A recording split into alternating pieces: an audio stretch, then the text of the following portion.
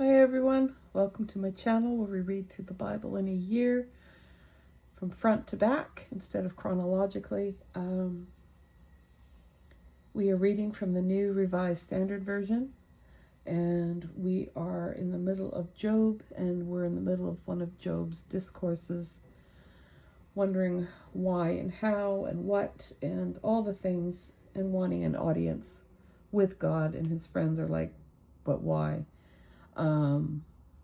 You probably deserve this. So it's a whole thing. So we'll read Job 31, 32, and 33 today, and we'll jump into 2 Corinthians chapter 3. We'll read Psalms 43 and then get our proverb from chapter 22. But first we'll do Job, right? So starting with chapter 31, verse 1, all the way to the end of chapter 33. And we've got Job here in the middle of a thing. So here we go. I have made a covenant with my eyes. How then could I look upon a virgin? What would be my portion from God above and my heritage from the Almighty on high? Does not calamity befall the unrighteous and disaster the workers of iniquity? Does he not see my ways and number all my steps? If I have walked with falsehood and my foot has hurried to deceit, let me be weighed in a just balance, and let God know my integrity. If my step has turned aside from the way, and my heart has followed my eyes, and if any spot has clung to my hands, then let me sow and another eat, and let what grows for me be rooted out. If my heart has been enticed by a woman, and I have lain in wait at my neighbor's door, then let my wife grind for another, and let other men kneel over her. For that would be a heinous crime, that would be a criminal offense. For that would be a fire consuming down to Abaddon, and it would burn to the root of all my harvest. If I have rejected the cause of my male or female slaves when they brought a complaint against me, what then shall I do when God rises up? When he makes inquiry, what shall I answer him? Did not he who made me in the womb make them? And did not one fashion us in the womb? If I have withheld anything that the poor desired, or have caused the eyes of the widow to fail, or have eaten my morsel alone, and the orphan has not eaten from it. For from my youth I reared the orphan like a father, and from my mother's womb I guided the widow.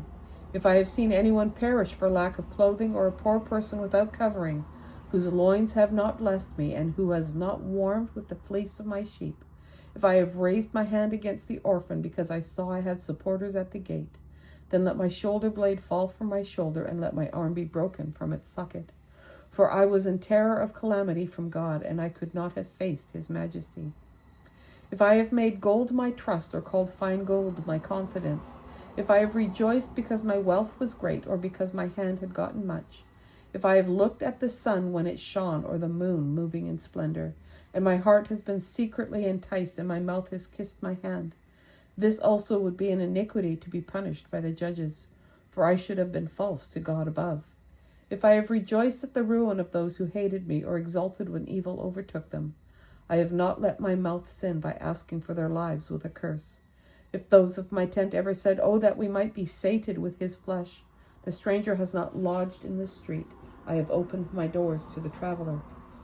If I have concealed my transgressions as others do, by hiding my iniquity in my bosom, because I stood in great fear of the multitude, and the contempt of families terrified me, so that I kept silence and did not go out of doors. Oh, that I had one to hear me. Here is my signature. Let the Almighty answer me. Oh, that I had the indictment written by my adversary. Surely I would carry it on my shoulder. I would bind it on me like a crown. I would give him an account of all my steps. Like a prince I would approach him.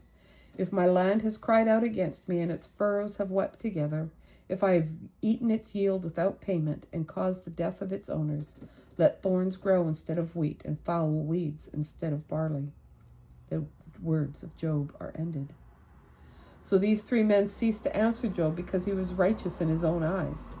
Then Elihu, son of Barachel the Buzite, and of the family of Ram, became angry. He was angry at Job because he justified himself rather than God. He was angry also at Job's three friends because they found no answer, though they had declared Job to be in the wrong. Now Elihu had waited to speak to Job because they were older than he. But when Elihu saw that there was no answer in the mouths of these 3 men, he became angry. And he answered, I am young in years, and you are aged. Therefore I was timid and afraid to declare my opinion to you. I said, let days speak, and many years teach wisdom. But truly it is the Spirit in a mortal, the breath of the Almighty, that makes for understanding. It is not the old that are wise, nor the aged that understand what is right. Therefore I say, listen to me, and let me also declare my opinion. See, I waited for your words, listened for your wise sayings, while you searched out what to say. I gave you my attention, but there was, in fact, no one that confuted Job, no one among you that answered his words. Yet do not say, we have found wisdom. God may vanquish him and not a human. He has not directed his words against me, and I will not answer him with your speeches. They are dismayed, they answer no more. They have not a word to say, and I am to wait, because they do not speak, because they stand there and answer no more. I also will give my answer, I also will declare my opinion. For I am full of words, the spirit within me constrains me. My heart is indeed like wine that has no vent, like new wineskins it is ready to burst. I must speak so that I may find relief. I must open my lips and answer. I will not show partiality to any person or use flattery toward anyone. For I do not know how to flatter, or my Maker would soon put an end to me. Oh, come on. Turn the page. But now hear my speech, O Job, and listen to my words. See, I open my mouth, the tongue in my mouth speaks.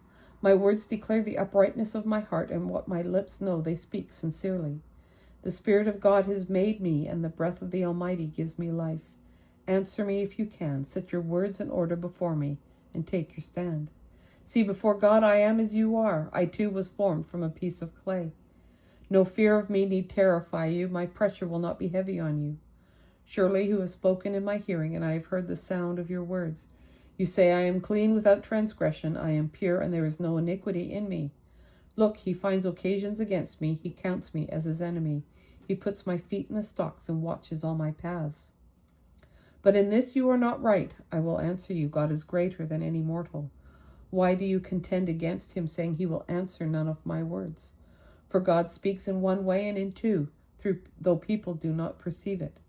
In a dream, in a vision of the night, when deep sleep falls on mortals while they slumber in their beds, then he opens their ears and terrifies them with warnings, that he may turn them aside from their deeds and keep them from pride, to spare their souls from the pit, their lives from traversing the river.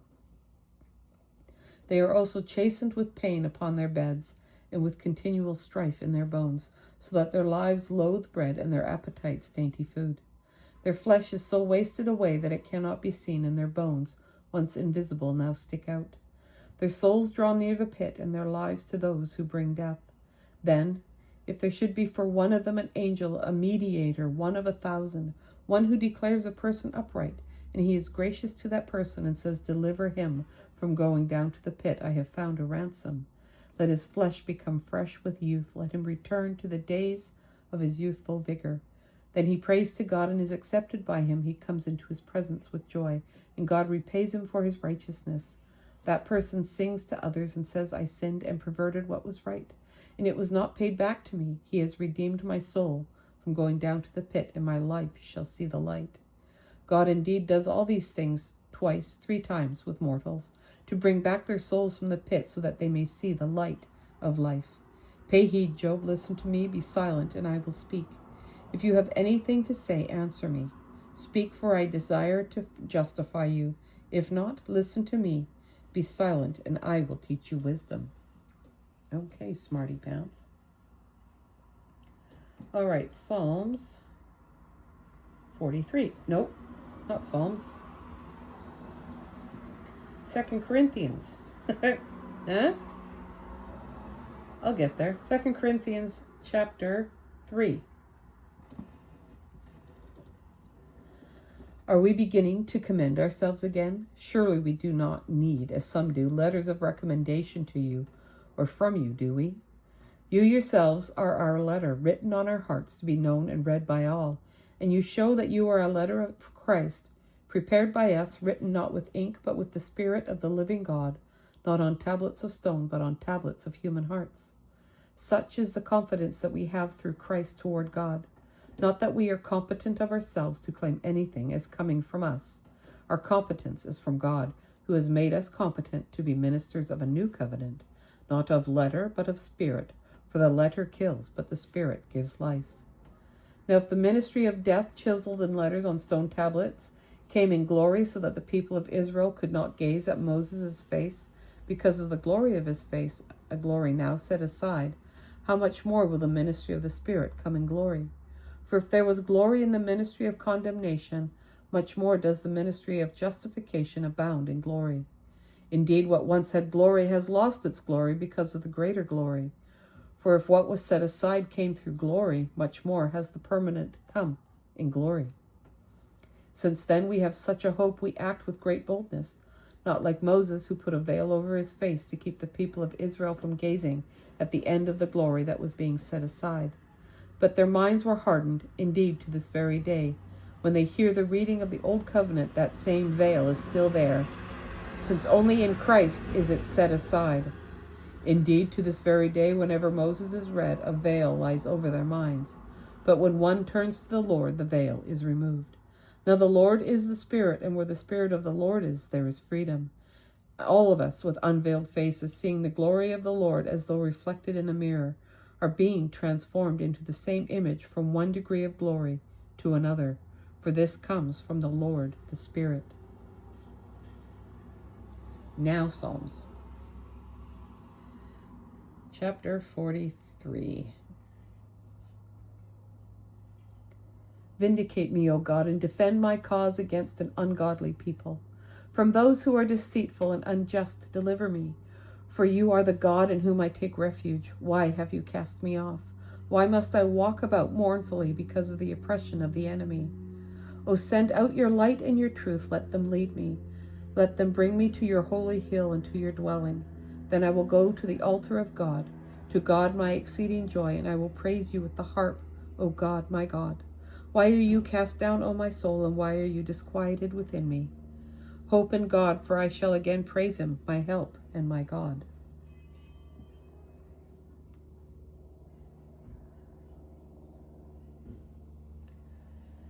And Proverbs 22, verses 8 and 9. Here we go. Whoever sows injustice will reap calamity, and the rod of anger will fail. Those who are generous are blessed, for they share their bread with the poor. And that is the reading, my friends, for August 29, 2025. I'm so glad you joined me. I hope you have an awesome day, and we'll catch you on the next one. So take care, and bye for now.